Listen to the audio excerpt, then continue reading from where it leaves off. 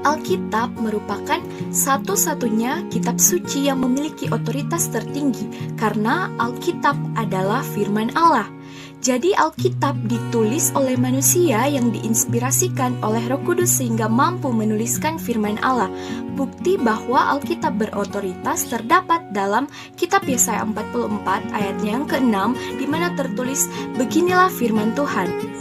Bukti selanjutnya bahwa Alkitab itu berotoritas yaitu nampak pada penciptaan, di mana Allah berfirman maka semuanya jadi. Sehingga Alkitab atau firman Allah yang berotoritas menggambarkan Allah yang berotoritas.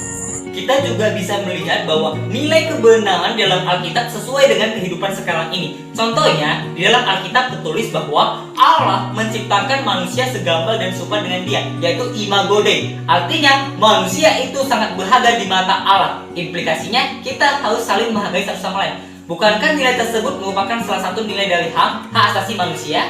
Guys, dari Alkitab kita bisa melihat loh bahwa otoritas Alkitab bisa dilihat dari kesatuannya antara Perjanjian Lama dan Perjanjian Baru. Kita bisa melihat bahwa dalam dua babak, yakni Perjanjian Lama dan Perjanjian Baru, ada benang merah yang menghubungkannya.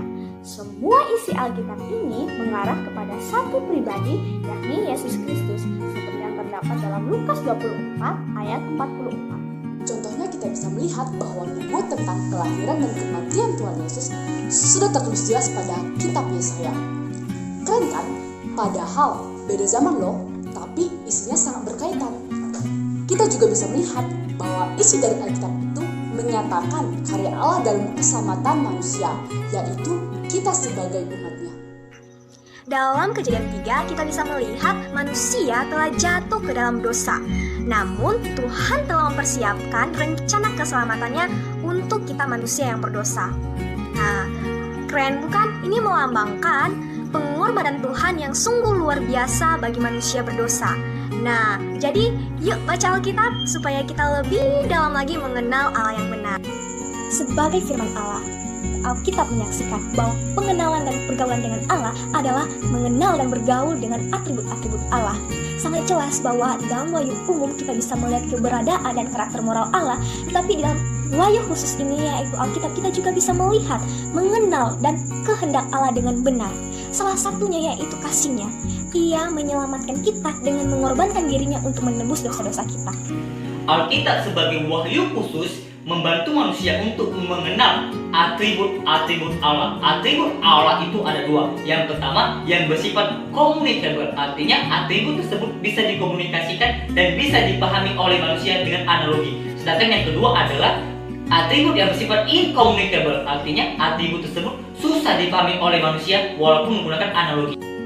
Atribut Allah yang tidak bisa dipahami secara keseluruhan oleh manusia yaitu ketidakterbatasan Allah.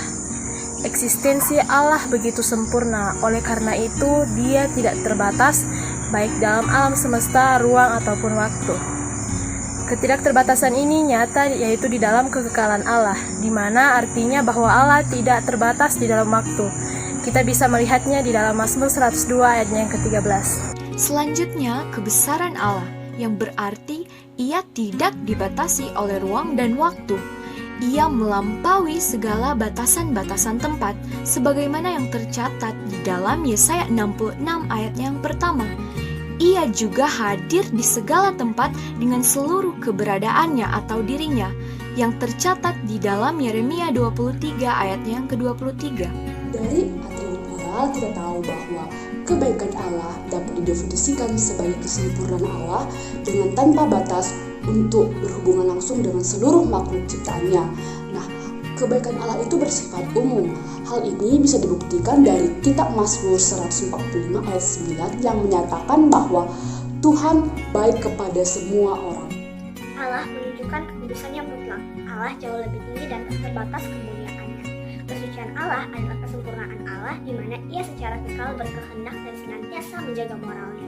Alkitab mengartikan anugerah sebagai kasih Allah kepada mereka yang mengabaikannya dan seharusnya dihukum. Anugerah Allah adalah sumber semua berkat rohani kepada orang berdosa. Anugerah memampukan orang percaya menjawab panggilan Kristus untuk keselamatan dari Allah.